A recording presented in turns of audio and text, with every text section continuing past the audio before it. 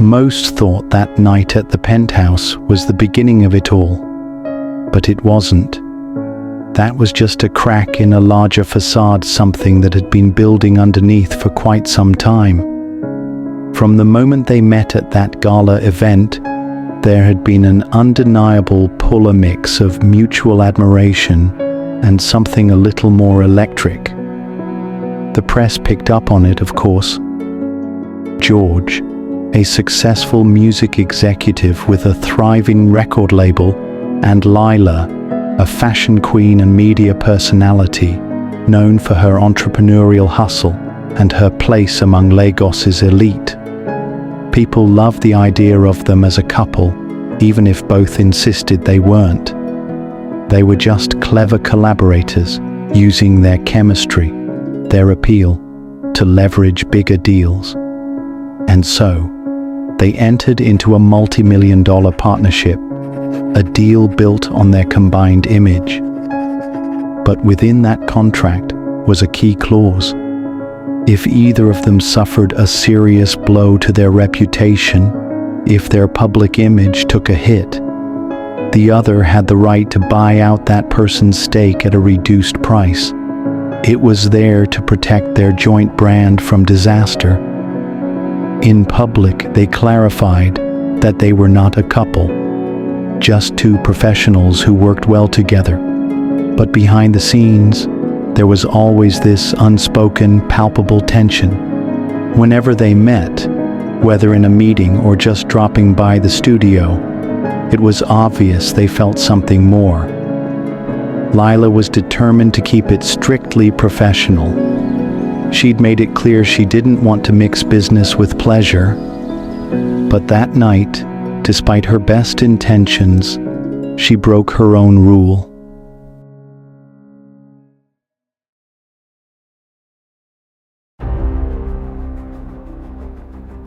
The leaked footage was everywhere.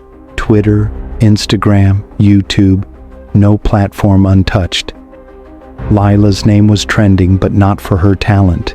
It was for all the wrong reasons. A wildfire of digital malice consuming her carefully curated world. Comments flooded in. The online crowd tore into her with words like washed, shameless, and how much did you get for that tape? They dissected her personal life with brutal precision, as if she were a butcher's block. Brands that once eagerly endorsed her yanked their support in an instant. Her corporate partnerships vanished overnight, leaving her world plunged into darkness. Meanwhile, George was busy barking orders into his phone. "I don't care how viral it's gone. Buy the bloody internet if you have to. Just shut that video down." But it was too late. The footage was everywhere, multiplying with each refresh, each share, each click. It refused to disappear, like a stubborn stain that taunted her. Rumors even suggested George was the blurred figure in the footage, only making the PR disaster all the worse. George handled it with calculated diplomacy, adopting the calm, measured stance of the injured party, never naming Lyla, never confirming what everyone suspected. His crisis team was working overtime. For Lyla, she vanished, deleted her social media accounts, turned her back on the relentless glare of the media. She shut herself away, sitting alone in the silence, with only her thoughts echoing in the heavy quiet. Lyla drifted into sleep, and soon she found herself caught in a dream within a dream. In this hazy vision, she heard her mother's soft, familiar voice, gentle, nurturing, like a memory from childhood. "People will love you till they don't, and when they don't, you protect your name, baby. That's all you've got." Her mother's words echoed softly. As her dream fluttered and fractured, a new scene emerged. A woman stormed into her apartment, a presence full of anger and urgency. Lyla tried to see who it was, but her mind couldn't quite focus. When she moved toward the door, she saw Zuri, her best friend and business partner, standing there, not as a source of comfort, but with something serious in her eyes. Zuri's words hit her like a blow. Her voice was direct, almost urgent. "This isn't an accident, Lyla. Someone close to you, someone close to George, did this. Trust me, don't be the next woman they ruin. Be the last." And just as quickly, Zuri vanished. Lyla woke up in the early hours, her mind racing, trying to shake off the remnants of the dream. But her eyes drifted to her phone, and she found herself scrolling through old videos, moments with George, snapshots, moments of laughter, flickering in her mind. Then she stumbled on a video she had recorded earlier that night at the penthouse, one she had forgotten she'd kept. It was a selfie video, her laughing, music softly playing in the background. But what caught her attention was a voice, George's, whispering in the background, speaking to someone on the phone. "Do it."